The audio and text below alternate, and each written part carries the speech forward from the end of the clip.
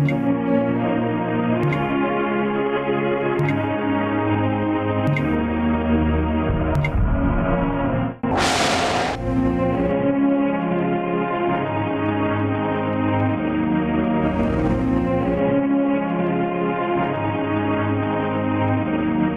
ਦੁਆਰਾ ਕੀ ਗਲਤੀ ਕਰਦੇ ਹਾਂ, ਅਸੀਂ ਜਲਦੀ ਸਿੱਖਾਂਗੇ। ਸਭ ਤੋਂ ਪਹਿਲਾਂ, ਗਲਤੀ ਨਾ ਮੰਨਣ ਵਾਲੀ ਜੀਭ ਕਿਸੇ ਦੀ ਹੈ?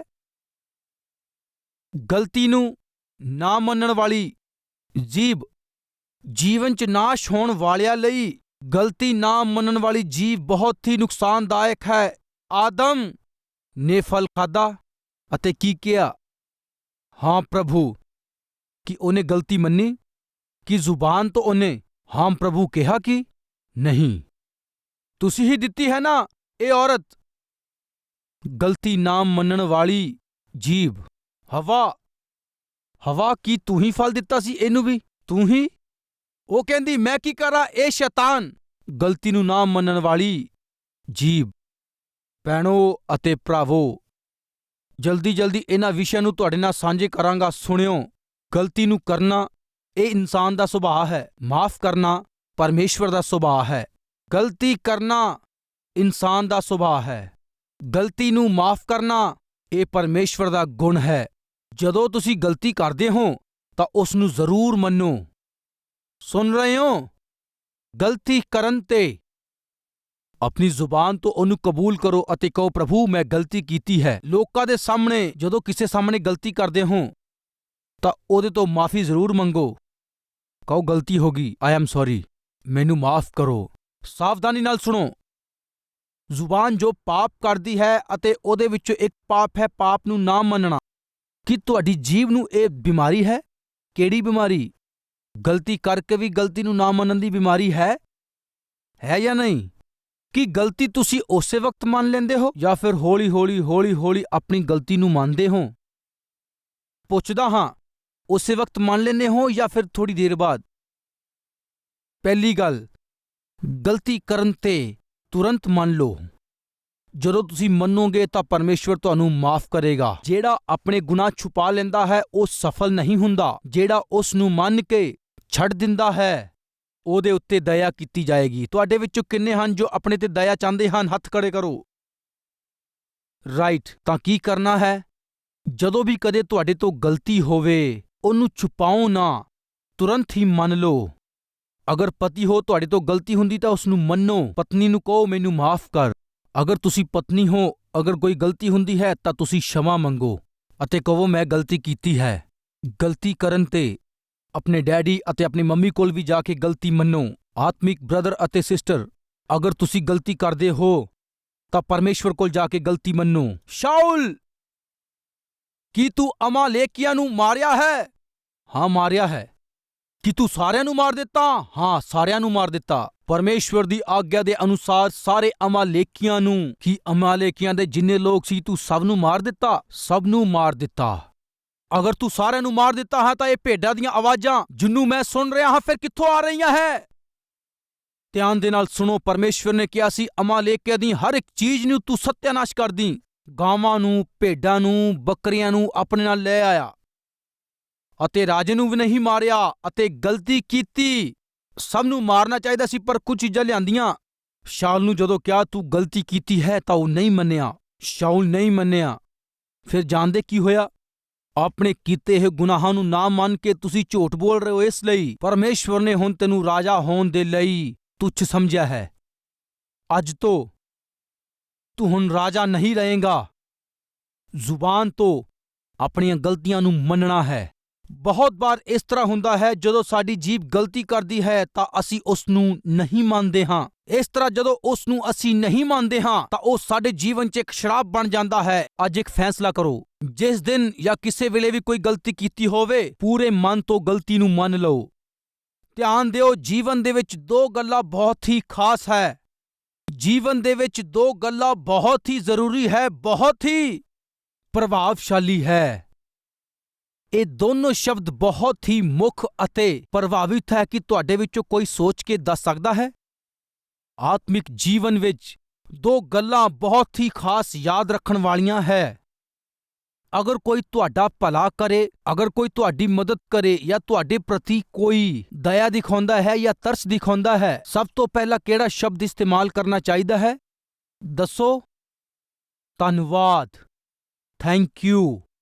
ਅਗਰ ਸਫ਼ਰ 'ਚ ਯਾਤਰਾ ਕਰਦੇ ਤੁਹਾਨੂੰ ਕੋਈ ਸੀਟ ਦਿੰਦਾ ਹੈ ਤਾਂ ਉਸਨੂੰ ਬੋਲੋ ਧੰਨਵਾਦ ਬ੍ਰਦਰ। ਅਗਰ ਕੋਈ ਤੁਹਾਡੀ ਮਦਦ ਕਰਦਾ ਹੈ ਤਾਂ ਉਹਨੂੰ ਕਹੋ ਧੰਨਵਾਦ। ਅਗਰ ਕੋਈ ਤੁਹਾਨੂੰ ਇੱਕ ਗਿਲਾਸ ਪਾਣੀ ਪਿਲਾਵੇ ਤਾਂ ਕਹੋ ਧੰਨਵਾਦ। ਅਗਰ ਤੁਹਾਨੂੰ ਕੋਈ ਲਿਫਟ ਦਿੰਦਾ ਹੈ ਤਾਂ ਉਹਨੂੰ ਕਹੋ ਧੰਨਵਾਦ। ਧਿਆਨ ਨਾਲ ਸੁਣੋ, ਦਿਨ 'ਚ ਜਿੰਨੀ ਵਾਰ ਜਿਹੜੇ ਤੁਹਾਡੇ ਨਾਲ ਭਲਾਈ ਕਰਦੇ ਆ ਉਹਨਾਂ ਦਾ ਧੰਨਵਾਦ ਤੁਸੀਂ ਕਰ ਸਕਦੇ ਹੋ ਤਾਂ ਕਰੋ। ਇਹ ਧੰਨਵਾਦ ਦਾ ਸ਼ਬਦ ਤੁਹਾਡੇ ਲਈ ਅੱਛੇ ਮਿੱਤਰਾਂ ਨੂੰ ਲਿਆਏਗਾ। ਬਹੁਤ ਸਾਰੇ ਲੋਕਾਂ ਦੇ ਜੀਵਨ 'ਚ ਇੱਕ ਬੁਰੀ ਆਦਤ ਪਾਈ ਜਾਂਦੀ ਆ, ਉਹ ਕੀ ਹੈ? ਕਿਸੇ ਦਾ ਧੰਨਵਾਦ ਨਾ ਕਰਨ ਵਾਲਾ ਜੀਵਨ। ਹਰ ਇੱਕ ਮਸੀਹ ਦਾ ਇੱਕ ਅੱਛਾ ਜੀਵਨ ਕੀ ਹੈ ਅਤੇ ਉਹ ਧੰਨਵਾਦ ਦਾ ਜੀਵਨ ਹੈ। ਧੰਨਵਾਦ ਜੋ ਇੱਕ ਮਸੀਹ ਦੇ ਜੀਵਨ 'ਚ ਹੋਣਾ ਚਾਹੀਦਾ ਹੈ, ਇਹ ਇੱਕ ਆਦਤ ਹੈ। ਇਸ ਲਈ ਧੰਨਵਾਦ ਦੇ ਸ਼ਬਦ ਨੂੰ ਤੁਸੀਂ ਜਿੰਨਾ ਵੀ ਇਸਤੇਮਾਲ ਕਰ ਸਕਦੇ ਹੋ ਓਨਾ ਹੀ ਇਸਤੇਮਾਲ ਕਰੋ। ਦੂਸਰਾ, ਧੰਨਵਾਦ ਤੋਂ ਵੀ ਜ਼ਿਆਦਾ ਇੱਕ ਖਾਸ ਸ਼ਬਦ ਹੈ, ਉਹ ਕਿਹੜਾ ਹੈ? ਉਹ ਜਿੰਨਾ ਜ਼ਿਆਦਾ ਇਸਤੇਮਾਲ ਕਰੋ ਓਨਾ ਵਧੀਆ ਹੈ, ਪਰ ਉਹ ਬਹੁਤ ਪ੍ਰਭਾਵਸ਼ਾਲੀ ਹੈ। ਕੀ ਹੈ?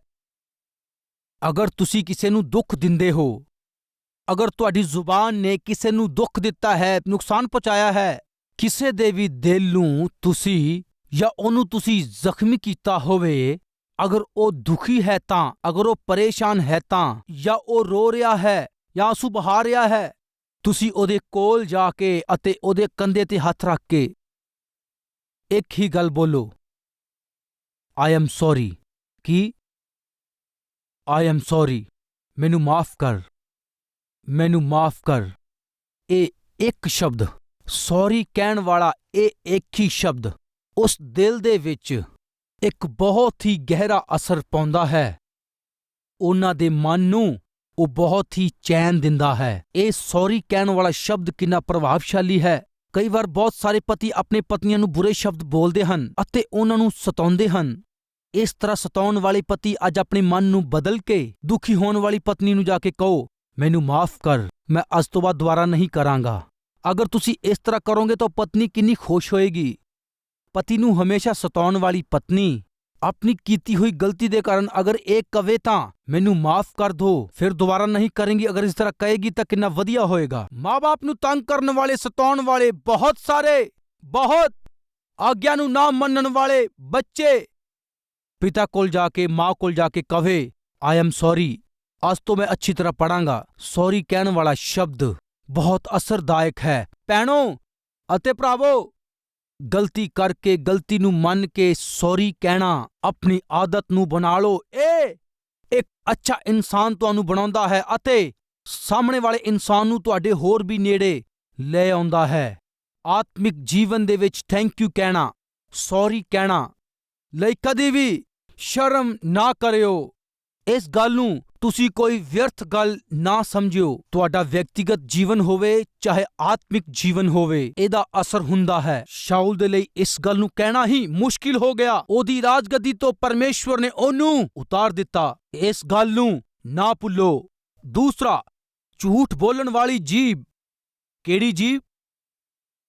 ਅਸੀਂ ਕੀ ਸਿੱਖ ਰਹੇ ਹਾਂ? ਜ਼ੁਬਾਨ ਦੁਆਰਾ ਆਉਣ ਵਾਲੀਆਂ ਬਿਪਤਾਵਾਂ ਅਤੇ ਪਾਪ।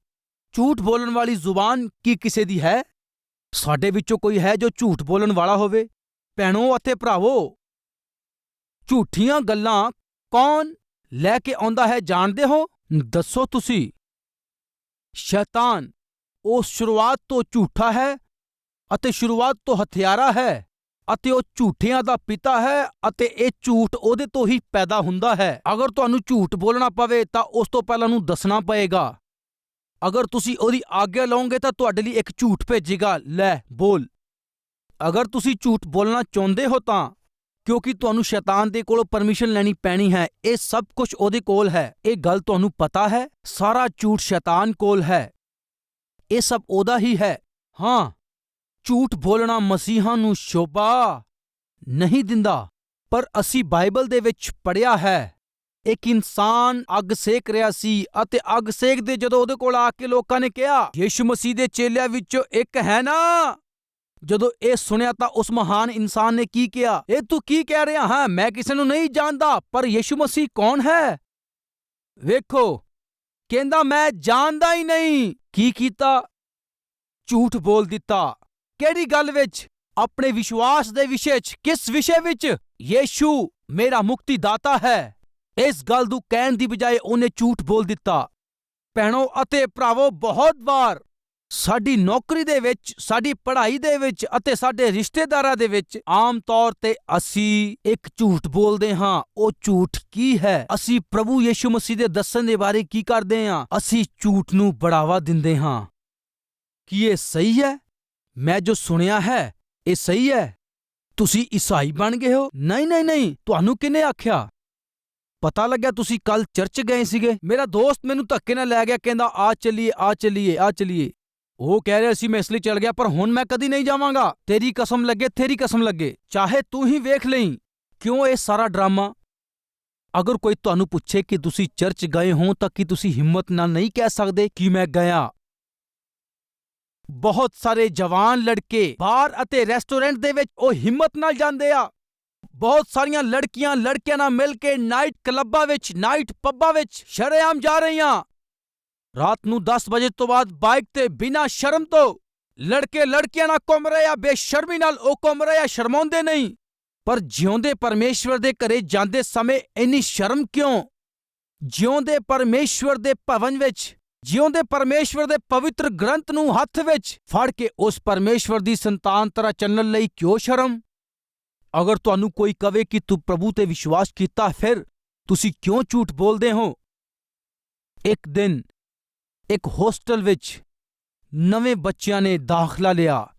ਸਾਰੇ ਸੋ ਰਹੇ ਸੀ ਅਤੇ ਇੱਕ ਲੜਕਾ ਦੂਸਰੇ ਲੜਕੇ ਨਾਲ ਉਹ ਗੱਲ ਕਰ ਰਿਹਾ ਹੈ, ਕਿਉਂ ਤੂੰ ਯਿਸੂ ਮਸੀਹ ਦੇ ਉੱਤੇ ਵਿਸ਼ਵਾਸ ਕਰਦਾ ਹੈ? ਨਹੀਂ, ਮੈਂ ਨਹੀਂ ਵਿਸ਼ਵਾਸ ਕਰਦਾ। ਮੈਂ ਕਿਉਂ ਵਿਸ਼ਵਾਸ ਕਰਾਂ? ਓਹੋ, ਤੂੰ ਕ੍ਰਿਸਚਨ ਨਹੀਂ ਆ? ਮੈਂ ਕ੍ਰਿਸਚਨ ਨਹੀਂ ਆ, ਮੈਂ ਕਿਉਂ ਕ੍ਰਿਸਚਨ ਬਣਾ? ਚੁੱਪਚਾਪ ਸੋ ਗਿਆ, ਆਰਾਮ ਨਾਲ ਸੋ ਗਿਆ। ਅਤੇ ਉਸ ਰੂਮ ਵਿੱਚ ਸਾਰੇ ਸੋ ਗਏ, ਉਹਦੇ ਨਾਲ ਦੇ ਰੂਮ ਵਾਲੇ ਵੀ ਸਭ ਸੋ ਗਏ। ਇੱਕ ਉੱਠਿਆ, ਉਹਨੇ ਸਭ ਨੂੰ ਦੇਖਿਆ ਸਭ ਸੋ ਗਏ ਆ। ਚੋਰੀ ਚੋਰੀ ਜਾ ਕੇ ਉਸਨੇ ਬਾਈਬਲ ਕੱਢੀ। ਉਹ ਹੌਲੀ ਹੌਲੀ ਬਾਈਬਲ ਨੂੰ ਪੜ੍ਹਨ ਲੱਗ ਪਿਆ। ਉਹਦੇ ਨਾਲ ਵਾਲਾ ਹੌਲੀ ਜਿਹੇ ਉੱਠ ਕੇ, ਸੁਣੋ ਕੀ ਕਰ ਰਿਹਾ? ਮੈਂ ਬਾਈਬਲ ਪੜ੍ਹ ਰਿਹਾ ਹਾਂ। ਬਾਈਬਲ ਪੜ੍ਹ ਰਿਹਾ ਹਾਂ? ਕਿਉਂ? ਮੈਂ ਕ੍ਰਿਸਚਨ ਹਾਂ। ਬਾਈਬਲ ਪੜ੍ਹੇ ਬਿਨਾਂ ਮਸੀਹ ਜੀ ਨਹੀਂ ਸਕਦਾ, ਇਸ ਲਈ ਮੈਂ ਬਾਈਬਲ ਪੜ੍ਹ ਰਿਹਾ। ਕੀ ਇਸ ਤਰ੍ਹਾਂ ਹੈ? ਹਾਂ। ਇੱਕ ਮਿੰਟ ਰੁਕ। ਅਤੇ ਉਹ ਵੀ ਹੌਲੀ ਹੌਲੀ ਉੱਠਿਆ, ਆਪਣੇ ਬੈਗ ਚੋਂ ਬਾਈਬਲ ਕੱਢੀ। ਉਸ ਬੈਗ ਵਿੱਚੋਂ ਉਹਨੇ ਇੱਕ ਕਿਤਾਬ ਕੱਢੀ। ਹੌਲੀ ਹੌਲੀ ਉਹ ਵੀ ਸਹੀ ਤਰ੍ਹਾਂ ਬੈਠ ਗਿਆ ਅਤੇ ਬਾਈਬਲ ਨੂੰ ਖੋਲ੍ਹਿਆ। ਫਿਰ ਕਹਿੰਦਾ ਮੈਂ ਵੀ ਕ੍ਰਿਸਚਨ ਹਾਂ। ਅਤੇ ਦੂਸਰੇ ਨੇ ਵੀ ਬਾਈਬਲ ਖੋਲ੍ਹੀ। ਇਹ ਜਦੋਂ ਗੱਲ ਕਰ ਰਹੇ ਸੀ ਤਾਂ ਉਹਨਾਂ ਦੇ ਨਾਲ ਵਾਲੇ ਨੇ ਬੜੇ ਆਰਾਮ ਨਾਲ ਵੇਖਿਆ ਕੀ ਕਰ ਰਹੇ ਆ ਇਹ ਲੋਕ। ਉਹਨੇ ਝਾਕੀ ਮਾਰੀ, ਓ ਤੁਸੀਂ ਲੋਕ ਕੀ ਪੜ੍ਹ ਰਹੇ ਹੋ? ਅਸੀਂ ਦੋਨੋਂ ਬਾਈਬਲ ਪੜ੍ਹ ਰਹੇ ਹਾਂ। ਹਾਂ, ਕਿਉਂ? ਅਸੀਂ ਦੋਨੋਂ ਹੀ ਕ੍ਰਿਸਚਨ ਹਾਂ। ਇਸ ਤਰ੍ਹਾਂ? ਤੁਸੀਂ ਦੋਨੋਂ ਮਸੀਹ ਹੋ? ਮੈਂ ਪਾਸਟਰ ਦਾ ਬੇਟਾ ਹਾਂ। ਰੁਕੋ ਜਲਦੀ ਬਾਈਬਲ ਖੋਲ ਕੇ ਉਹਨੇ ਵੀ ਪੜ੍ਹਨੀ ਸ਼ੁਰੂ ਕਰ ਦਿੱਤੀ। ਭੈਣੋ ਅਤੇ ਭਰਾਵੋ, ਧਿਆਨ ਨਾਲ ਸੁਣੋ। ਨਾਲ ਦੇ ਕਮਰੇ 'ਚ ਸਾਰੇ ਸੋ ਗਏ। ਸਭ ਲੋਕ ਸੋ ਗਏ। ਕਿਉਂ? ਉਹ ਨਾਲ ਦੇ ਕਮਰੇ 'ਚ ਰਹਿਣ ਵਾਲੇ ਸਾਰੇ ਕ੍ਰਿਸਚਨ ਹੈ, ਪਰ ਕੋਈ ਵੀ ਗਰਵ ਨਾਲ ਇਹ ਨਹੀਂ ਕਹਿ ਸਕਿਆ ਕਿ ਮੈਂ ਮਸੀਹ ਹਾਂ। ਇਸ ਲਈ ਸਭ ਸੋ ਰਹੇ ਸੀ। ਇਸ ਕਮਰੇ ਵਿੱਚ ਬੜੇ ਆਰਾਮ ਦੇ ਨਾਲ ਉੱਠਿਆ, ਉਹਨੇ ਬਾਈਬਲ ਖੋਲ੍ਹੀ। ਉਹਨੇ ਇਕੱਲੇ ਨੇ ਨਹੀਂ ਸਿਰਫ ਬਾਈਬਲ ਖੋਲ੍ਹੀ, ਉਹਨੇ ਕਮਰੇ 'ਚ ਰਹਿਣ ਵਾਲੇ ਸਾਰਿਆਂ ਦੇ ਹਿਰਦਿਆਂ ਨੂੰ ਖੋਲ੍ਹ ਦਿੱਤਾ। ਉਹ ਕਮਰੇ 'ਚ ਰਹਿਣ ਵਾਲਿਆਂ ਦੇ ਸਾਰੇ ਬੈਗ ਵੀ ਖੁੱਲ੍ਹ ਗਏ। ਕਿਉਂ? ਉਸ ਕਮਰੇ ਦੇ ਵਿੱਚ ਰਹਿਣ ਵਾਲੇ ਸਾਰੇ ਪ੍ਰਭੂ ਤੇ ਵਿਸ਼ਵਾਸ ਕਰਨ ਵਾਲੇ ਹੈ। ਧਿਆਨ ਨਾਲ ਸੁਣੋ। ਲੋਕਾਂ ਨੂੰ ਇੱਕ ਜਨ ਚਾਹੀਦਾ ਜਿਹੜਾ ਹਿੰਮਤ ਨਾਲ ਪ੍ਰਭੂ ਦੇ ਲਈ ਖੜਾ ਹੋ ਸਕੇ। ਉਹ ਇੱਕ ਤੁਸੀਂ ਹੋਣੇ ਚਾਹੀਦੇ।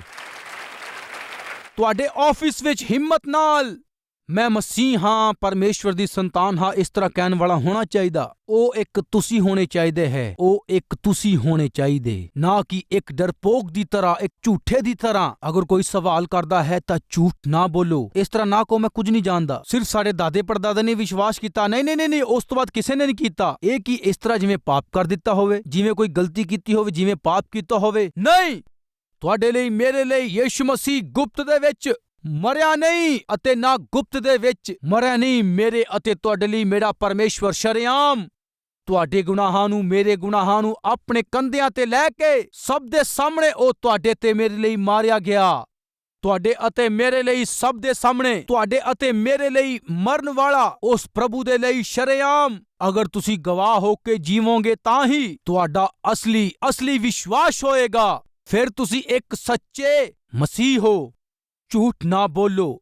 ਵਿਸ਼ਵਾਸ ਦੇ ਬਾਰੇ ਆਪਣੇ ਮੂੰਹ ਤੋਂ ਝੂਠ ਨਾ ਬੋਲੋ। ਆਤਮਿਕ ਜੀਵਨ ਵਿੱਚ ਝੂਠ ਨੂੰ ਕਦੇ ਵੀ ਜਗ੍ਹਾ ਨਾ ਦਿਓ। ਕੋਈ ਵੀ ਵਿਸ਼ੇ ਹੋਵੇ, ਝੂਠ ਬੋਲਣ ਦੇ ਲਈ ਆਪਣੀ ਜ਼ੁਬਾਨ ਨੂੰ ਮੌਕਾ ਨਾ ਦਿਓ। ਤੀਸਰਾ, ਜੀਵ ਨਾਲ ਵੱਡੀਆਂ ਵੱਡੀਆਂ ਗੱਲਾਂ ਵੀ ਨਾ ਕਰੋ। ਕੀ ਹੈ? ਵਡਿਆਈ ਦੀਆਂ ਗੱਲਾਂ। ਕਹਾਵਤਾਂ ਦਾ 27 ਅਧਿਆਇ, ਪਹਿਲਾ ਅਤੇ ਦੂਸਰਾ ਵਚਨ। ਭਲਕ ਦਾ ਗਰਵ ਨਾ ਕਰ, ਕਿਉਂ ਜੋ ਤੂੰ ਨਹੀਂ ਜਾਣਦਾ ਭਾਈ ਇੱਕੋ ਦਿਨ ਵਿੱਚ ਕੀ ਹੋ ਜਾਵੇ।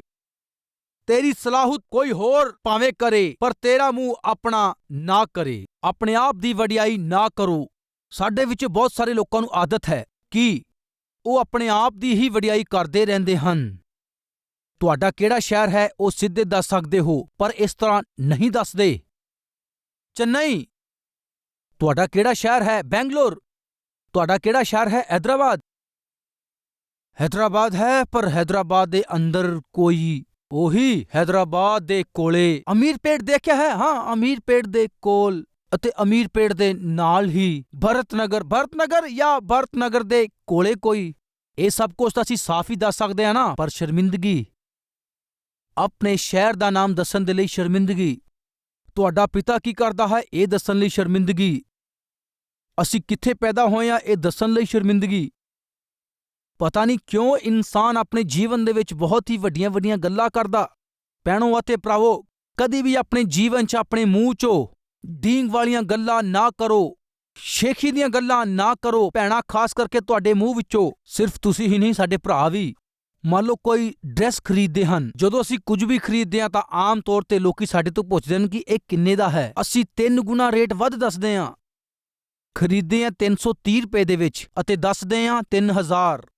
ਮੇਰੇ ਪਤੀ ਇਹ ਦੁਬਈ ਤੋਂ ਲੈ ਕੇ ਆਏ ਹਾਂ 300 ਰੁਪਏ ਦੀ ਸਾੜੀ ਤੁਹਾਡੇ ਲਈ ਦੁਬਈ ਤੋਂ ਲੈ ਕੇ ਆਏ ਆ। ਫਿਰ ਇੱਥੋਂ ਦੀ ਤਾਂ ਪਤਾ ਚੱਲ ਜਾਏਗੀ ਨਾ। ਸੂਟ ਦੀ ਕੀਮਤ ਝੂਠ, ਦਹੇਜ ਦੀਆਂ ਗੱਲਾਂ ਝੂਠ, ਪੜ੍ਹਾਈ ਦੇ ਬਾਰੇ ਝੂਠ, ਜਾਤੀ ਦੇ ਬਾਰੇ ਝੂਠ, ਸ਼ਹਿਰ ਦੇ ਬਾਰੇ ਝੂਠ, ਆਪਣੇ ਬੈਕਗ੍ਰਾਉਂਡ ਦੇ ਬਾਰੇ ਵੀ ਝੂਠ, ਆਪਣੀ ਕੰਮ ਕਰਨ ਦੀ ਜਗ੍ਹਾ ਬਾਰੇ ਵੀ ਝੂਠ ਬੋਲਦੇ ਆ ਅਤੇ ਆਪਣੀ ਤਨਖਾਹ ਦੇ ਬਾਰੇ ਵੀ ਝੂਠ ਬੋਲਦੇ ਹਨ। ਇਹ ਇੱਕ ਨਹੀਂ, ਸਵੇਰ ਤੋਂ ਉੱਠਦੇ ਸਾਰ ਹੀ ਅਸੀਂ ਸ਼ਾਮ ਤੱਕ ਵਡਿਆਈ ਦੀਆਂ ਗੱਲਾਂ ਕਰਦੇ ਹਾਂ। ਜਦੋਂ ਕੋਈ ਪੁੱਛਦਾ ਤੁਹਾਡੀ ਸੈਲਰੀ ਕਿੰਨੀ ਹੈ? 31000 ਹੈ। ਕਿਉਂ ਇਸ ਤਰ੍ਹਾਂ ਦੱਸਦੇ ਹੋ? ਤਨਖਾਹ 13000 ਹੈ, ਪਰ ਇਹਨੂੰ ਵਧਾ ਕੇ ਅਸੀਂ ਦੱਸ ਰਹੇ ਹਾਂ। ਕਿਉਂ? ਕੀ ਕਦੀ ਐਸੇ ਲੋਕ ਵੇਖੇ ਆ? ਹਰ ਗੱਲ ਦੇ ਵਿੱਚ ਸ਼ੇਖੀ, ਆਪਣੀ ਹੀ ਵਡਿਆਈ। ਅੱਜ ਇੱਕ ਫੈਸਲਾ ਕਰੋ, ਅਸੀਂ ਆਪਣੇ ਜੀਵਨ ਦੇ ਵਿੱਚੋਂ ਕਦੀ ਵੀ ਸ਼ੇਖੀ ਦੀਆਂ ਗੱਲਾਂ ਨਹੀਂ ਕਰਾਂਗੇ। ਹਮੇਸ਼ਾ ਸੱਚਾਈ ਹੀ ਦੱਸੋ ਅਤੇ ਸੱਚ ਹੀ ਬੋਲੋ। ਇਹਦੇ ਨਾਲ ਪਰਮੇਸ਼ਵਰ ਦੀ ਮਹਿਮਾ ਹੁੰਦੀ ਆ ਅਤੇ ਤੁਹਾਨੂੰ ਵੀ ਆਸ਼ੀਸ਼ ਮਿਲਦੀ ਹੈ। ਇੱਕ ਤਲਾਬ ਦੇ ਵਿੱਚ ਬਹੁਤ ਸਾਰੇ ਬੰਗਲੇ ਆ ਕੇ ਉਸ ਮੱਛੀਆਂ ਨੂੰ ਖਾ ਕੇ ਉਹ ਜੀਂਦੇ ਸੀ। ਉਸੇ ਤਲਾਬ ਦੇ ਵਿੱਚ ਇੱਕ ਡੱਡੂ ਵੀ ਸੀ। ਉਹ ਤਲਾਬ ਦਾ ਪਾਣੀ ਸੁੱਕ ਰਿਹਾ ਸੀ, ਮੱਛਲੀਆਂ ਤਾਂ ਮਰ ਗਈਆਂ, ਪਰ ਬੰਗਲਿਆਂ ਨੇ ਕੀ ਕੀਤਾ? ਉਹਨਾਂ ਨੇ ਸੋਚਿਆ ਇਸ ਜਗ੍ਹਾ ਤੋਂ ਉੱਡ ਜਾਵਾਂਗੇ। ਐਸੀ ਯੋਜਨਾ ਉਹਨਾਂ ਨੇ ਬਣਾਈ। ਉਹ ਤਲਾਬ 'ਚ ਇੱਕ ਡੱਡੂ ਰਹਿ ਗਿਆ। ਉਹ ਡੱਡੂ ਦੀ ਉਹਨਾਂ ਬੰਗਲਿਆਂ ਨਾਲ ਬਹੁਤ ਅੱਛੀ ਦੋਸਤੀ ਹੋ ਗਈ। ਉਹ ਬੰਗਲੇ ਕਹਿੰਦੇ, ਡੱਡੂ ਅਸੀਂ ਜਾ ਰਹੇ ਹਾਂ, ਹੁਣ ਤੇਰਾ ਕੀ ਹੋਏਗਾ? ਉਹ ਕਹਿੰਦਾ, ਤੁਹਾਡੇ ਕੋਲ ਤਾਂ ਵਧੀਆ ਪੰਖ ਹੈ, ਇਸ ਲਈ ਇੱਥੋਂ ਉੱਡ ਕੇ ਕਿਤੇ ਹੋਰ ਜਗ੍ਹਾ ਤੇ ਚਲੇ ਜਾਓਗੇ। ਮੇਰੇ ਕੋਲ ਐਸਾ ਮੌਕਾ ਨਹੀਂ ਆ। ਉਹਨੇ ਜਦ ਸੋਚਿਆ ਕਿ ਉਹਦੇ ਕੋਲ ਇਹ ਪੰਖ ਨਹੀਂ ਹੈ, ਇਹ ਜਾ ਨਹੀਂ ਸਕਦਾ, ਉਹਨਾਂ ਦੋਨਾਂ ਬੰਗਲਿਆਂ ਨੇ ਕਿਹਾ, ਇੱਕ ਕੰਮ ਕਰਾਂਗੇ, ਇੱਕ ਲੱਕੜੀ ਆਪਣੇ ਮੋਢਿਆਂ ਤੇ ਰੱਖਾਂਗੇ ਅਤੇ ਤੂੰ ਉਸ ਲੱਕੜੀ ਨੂੰ ਫੜ ਲਈ ਅਤੇ ਆਪਣੇ ਮੂੰਹ 'ਚ ਉਹ ਲੱਕੜੀ ਨੂੰ ਦਬਾ ਲਈ। ਇਸ ਤਰਫ ਮੈਂ ਅਤੇ ਦੂਸਰੇ ਪਾਸੇ ਦੂਜਾ ਬੰਗਲਾ, ਅਸੀਂ ਇਸ ਤਰ੍ਹਾਂ ਉੱਡਦੇ ਰਵਾਂਗੇ। ਅਤੇ ਤੂੰ ਕੀ ਕਰਨਾ ਹੈ, ਜੋ ਲੱਕੜੀ ਹੈ ਅਤੇ ਜਿਹੜੀ ਛੜੀ ਹੈ ਉਸ ਲੱਕੜੀ ਨੂੰ ਸਹੀ ਤਰੀਕੇ ਦੇ ਨਾਲ ਫੜ ਲਈ। ਸਮਝ ਆਇਆ? ਇਹ ਤਾਂ ਬਹੁਤ ਵਧੀਆ ਹੈ ਤੁਹਾਡਾ ਵਿਚਾਰ। ਅਸੀਂ ਉੱਡਾਂਗੇ, ਤੂੰ ਵੀ ਸਾਡੇ ਨਾਲ ਉੱਡੇਗਾ। ਠੀਕ ਹੈ, ਬਹੁਤ ਵਧੀਆ ਹੈ ਵਿਚਾਰ। ਇਹ ਬੰਗਲੇ ਅੱਛੀ ਤਰ੍ਹਾਂ ਲੱਕੜੀ ਮੋਢੇ ਤੇ ਰੱਖ ਕੇ ਇਹ ਡੱਡੂ ਉਸ ਲੱਕੜੀ ਨੂੰ ਫੜ ਕੇ ਜਦੋਂ ਉੱਡਦੇ ਉੱਡਦੇ ਇਹ ਜਾ ਰਹੇ ਸੀ ਤਾਂ ਸਾਰੇ ਹੈਰਾਨ ਹੋ ਕੇ ਵੇਖ ਰਹੇ ਸੀ, ਇਹ ਕੀ, ਇਹ ਦੋ ਬੰਗਲੇ ਕੀ ਅਤੇ ਵਿੱਚ ਇਹ ਲੱਕੜੀ ਕੀ ਅਤੇ ਲੱਕੜ ਨੂੰ ਫੜ ਕੇ ਇਹ ਡੱਡੂ ਕਿਸ ਤਰ੍ਹਾਂ ਲਟਕਿਆ ਹੋਇਆ ਹੈ। ਇਹ ਵੇਖ ਕੇ ਜਦੋਂ ਸਾਰੇ ਹੈਰਾਨ ਹੋ ਰਹੇ ਸੀ ਤਾਂ ਇੰਨੇ 'ਚ ਇੱਕ ਬਜ਼ੁਰਗ ਆਦਮੀ ਨੇ ਕਿਹਾ, ਆਖਰ ਇਹ ਵਿਚਾਰ ਕਿਹਦਾ ਹੋ ਸਕਦਾ ਹੈ? ਉਹ ਥੱਲੇ ਖੜ ਕੇ ਇਹ ਕਹਿ ਰਿਹਾ, ਆਖਰ ਇਹ ਵਿਚਾਰ ਕਿਹਦਾ ਹੋ ਸਕਦਾ ਹੈ? ਇਹ ਸੁਣ ਕੇ ਡੱਡੂ ਨੂੰ ਤਾਂ ਚੁੱਪ ਰਹਿਣਾ ਚਾਹੀਦਾ ਹੈ। ਉਹ ਕਹਿੰਦਾ, ਮੇਰਾ ਹੀ। ਕੀ ਹੋਇਆ? ਉਹੀ ਹੋਇਆ। ਵਡਿਆਈ ਕੀ ਕਰਦੀ ਆ? ਜਿਸ ਹਾਲਾਤ 'ਚ ਹੈ ਉੱਥੇ ਲੈ ਆਉਂਦੀ ਹੈ। ਹਜੇ ਤੱਕ ਤਾਂ ਬੜੇ ਆਰਾਮ ਦੇ ਨਾਲ ਜਾ ਰਹੇ ਸੀ, ਪਰ ਕਿਸੇ ਨੂੰ ਕੁਝ ਨਹੀਂ ਹੋਇਆ। ਜੀਣਾ ਹੈ ਅਤੇ ਜੀਣ ਦਾ ਸਾਧਨ ਚਾਹੀਦਾ ਹੈ। ਜਿਸ ਵੇਲੇ ਕਿਹਾ ਕਿ ਇਹ ਵਿਚਾਰ ਕਿਹਦਾ ਹੈ, ਕਹਿੰਦਾ ਮੇਰਾ। ਇੰਨੇ 'ਚੋਂ ਥੱਲੇ ਡਿੱਗ ਗਿਆ। ਧਿਆਨ ਨਾਲ ਸੁਣੋ, ਅਗਰ ਕਮੰਡ ਕਰਨਾ ਹੈ ਤਾਂ ਗਰਵ ਕਰਨਾ ਹੈ ਸਿਰਫ ਪਰਮੇਸ਼ਵਰ ਤੇ ਹੀ ਕਰੀਏ ਅਤੇ ਕਹੋ, ਜਿਹਦੇ ਪਿੱਛੇ ਮੈਂ ਚੱਲ ਰਿਹਾ ਉਹ ਪਰਮੇਸ਼ਵਰ ਜਿਉਂਦਾ ਹੈ। ਮੈਂ ਜਿਹਦੇ ਪਿੱਛੇ ਚੱਲ ਰਿਹਾ ਉਹ ਬਹੁਤ ਪਿਆਰਾ ਹੈ। ਉਹਦੇ ਵਰਗਾ ਇਸ ਸੰਸਾਰ ਦੇ ਵਿੱਚ ਪਿਆਰ ਕਰਨ ਵਾਲਾ ਕੋਈ ਨਹੀਂ ਆ। ਇਸ ਤਰ੍ਹਾਂ ਕਮੰਡ ਕਰੋ। ਅਸੀਂ ਇਸੇ ਹੀ ਗੱਲ ਦਾ ਕਮੰਡ ਕਰਨਾ ਹੈ। ਇਹ ਨਹੀਂ ਵਿਅਰਥ ਦੀਆਂ, ਸ਼ੇਖੀ ਦੀਆਂ, ਝੂਠੀਆਂ ਗੱਲਾਂ ਨਹੀਂ ਚਾਹੀਦੀਆਂ। ਮੇਰੇ ਪਿਤਾ ਜੀ ਕੌਣ ਹੈ ਜਾਣਦੇ ਹੋ? ਮੇਰੇ ਬ੍ਰਦਰ ਕੌਣ ਹੈ ਜਾਣਦੇ ਹੋ? ਮੇਰੀ ਸਿਸਟਰ ਕੌਣ ਹੈ ਜਾਣਦੇ ਹੋ? ਮੈਂ ਕਿੱਥੇ ਪੈਦਾ ਹੋਇਆ ਜਾਣਦੇ ਹੋ? ਇਹ ਗੱਲਾਂ ਦਾ ਕੋਈ ਵੀ ਫਾਇਦਾ ਨਹੀਂ ਆ। ਇਸ ਲਈ ਕਦੇ ਵੀ ਝੂਠ-ਮੂਠ ਦੀਆਂ ਗੱਲਾਂ ਨਾਲ, ਵਡਿਆਈ ਦੀਆਂ ਗੱਲਾਂ ਨਾਲ ਆਪਣੇ ਜੀਵਨ ਨੂੰ ਖਰਾਬ ਨਾ ਕਰੋ। ਇੱਕ ਫੈਸਲਾ ਲਓ, ਪ੍ਰਭੂ ਅੱਜ ਤੋਂ ਮੈਂ ਕਦੀ ਵੀ ਵਡਿਆਈ ਦੀਆਂ ਗੱਲਾਂ ਨਹੀਂ ਕਰਾਂਗਾ ਅਤੇ ਵਡਿਆਈ ਦੀਆਂ ਗੱਲਾਂ ਨਹੀਂ ਕਰਾਂਗਾ।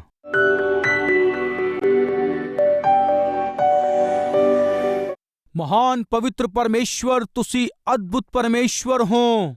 ਬਹੁਤ ਸਾਰੀਆਂ ਗੱਲਾਂ ਤੁਸੀਂ ਸਾਡੇ ਰੋਜ਼ ਦੇ ਜੀਵਨ ਲਈ, ਕਾਰੋਬਾਰ ਦੇ ਲਈ, ਨੌਕਰੀ ਦੇ ਲਈ, ਵਪਾਰ ਦੇ ਲਈ, ਸਾਡੀਆਂ ਅੱਖਾਂ ਦੇ ਸਾਹਮਣੇ ਹੋਣ ਵਾਲੇ ਸੱਚੀਆਂ ਘਟਨਾਵਾਂ ਨੂੰ ਤੁਸੀਂ ਸਾਡੇ ਸਾਹਮਣੇ ਰੱਖ ਕੇ ਸਾਨੂੰ ਦੱਸਿਆ ਹੈ। ਪ੍ਰਭੂ ਜੀ, ਅਸੀਂ ਕਿਸ ਤਰ੍ਹਾਂ ਚੱਲਦੇ ਹਾਂ, ਕਿਸ ਤਰ੍ਹਾਂ ਬੋਲਦੇ ਹਾਂ ਅਤੇ ਸਾਡਾ ਜੀਵਨ ਕਿਸ ਤਰ੍ਹਾਂ ਦਾ ਹੈ, ਸਾਡਾ ਤਰੀਕਾ ਕਿੱਦਾਂ ਦਾ ਹੈ, ਸਾਡੀ ਆਤਮਿਕਤਾ ਕਿਸ ਤਰ੍ਹਾਂ ਦੀ ਹੈ, ਸਾਡੇ ਬਾਰੇ ਤੁਸੀਂ ਸਾਨੂੰ ਸਭ ਕੁਝ ਦੱਸਿਆ ਅਤੇ ਬੋਲਿਆ। ਸੁਣੇ ਹੋਏ ਸੰਦੇਸ਼ ਨੂੰ, ਸੁਣੇ ਹੋਏ ਇਸ ਸੱਚ ਨੂੰ ਅਸੀਂ ਆਪਣੇ ਜੀਵਨ ਵਿੱਚ ਲੈ ਸਕੀਏ, ਐਸੀ ਕਿਰਪਾ ਕਰ ਯੀਸ਼ੂ ਦੇ ਨਾਮ 'ਚ ਮੰਗਦੇ। ਆਮੀਨ। Address Calvary, post box number 30, Kukatpally, Hyderabad 72।